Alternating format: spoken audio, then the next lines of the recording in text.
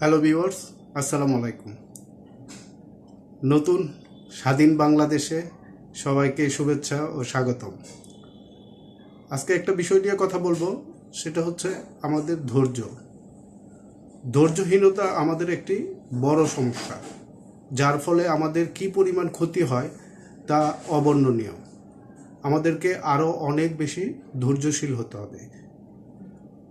যেমন রাস্তাঘাটে পথচারীদের ধৈর্যহীনতার কারণে ফুটপাত ব্যবহার করা হচ্ছে না, ফুট ওভারব্রিজ ব্যবহার করা হচ্ছে না, ফলে প্রায়ই দুর্ঘটনা ঘটছে।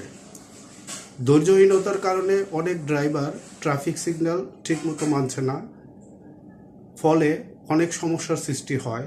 যেমন যানজট বেড়ে যায়, বিভিন্ন রকমের অ্যাক্সিডেন্ট হয় এবং সর্বোপরি জনসাধারণের অনেক ভোগান্তি হয়। ধৈর্যহীনতার কারণে আমরা সব কিছু খুব সহজে অর্জন করতে মরিয়া হই, ফলে আমরা বিভিন্ন রকমের সমস্যার সম্মুখীন হই এবং অনেকেই অল্পতে ঝরে পড়ে যায় এবং খালি হাতে ঘরে ফিরে আসে। ধৈর্যহীনতার কারণে অল্প সময়ের মধ্যে আমরা আমাদের প্রয়োজনীয় জিনিসগুলো হাজির করতে যে বিভিন্ন সরকারি কর্মচারীদের ঘুষের অফার করি এবং তাদের স্বাভাবিক কাজকর্মে বিঘ্ন ঘটাই। আদালতেও দেখা যায় একই অবস্থা। তাড়াতাড়ি জামিন বা অর্ডার পাওয়ার জন্য আমরা বিভিন্নভাবে অতিরিক্ত খরচের মাধ্যমে আমাদের পক্ষে রায় বা অর্ডার নিয়ে আসার চেষ্টা করি, যার ফলে আদালতের স্বাভাবিক কর্মকাণ্ড বাধাগ্রস্ত হচ্ছে এবং সাধারণ মানুষের অনেক ক্ষতি হচ্ছে। সর্বোপরি ন্যায় বিচার বিঘ্নিত হচ্ছে। ধৈর্যশীল মানুষ পথভ্রষ্ট হয় খুব কম, তাই তাদেরকে অনুসরণ করা আমাদের এক প্রকার দায়িত্ব। ধৈর্যহীনতার ফলে আমাদের স্বপ্নগুলো প্রতিদিন রং বদলায়। ধৈর্যের অভাবে আমরা আমাদের কাঙ্ক্ষিত লক্ষ্যে পৌঁছতে পারি না।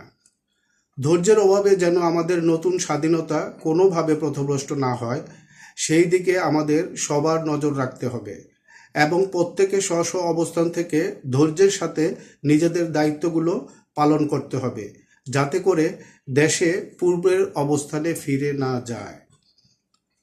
আমরা একটি জবাবদিহিমূলক সরকার চাই এবং একটি সুষ্ঠু গণতান্ত্রিক চর্চার পরিবেশ চাই, যেখানে ক্ষমতার লোভ থাকবে না। সর্বোপরি ধৈর্যের অভাবে সমাজে বা রাষ্ট্রে ক্ষমতার অপব্যবহার বেশি হচ্ছে, এটাকে রুখতে হবে।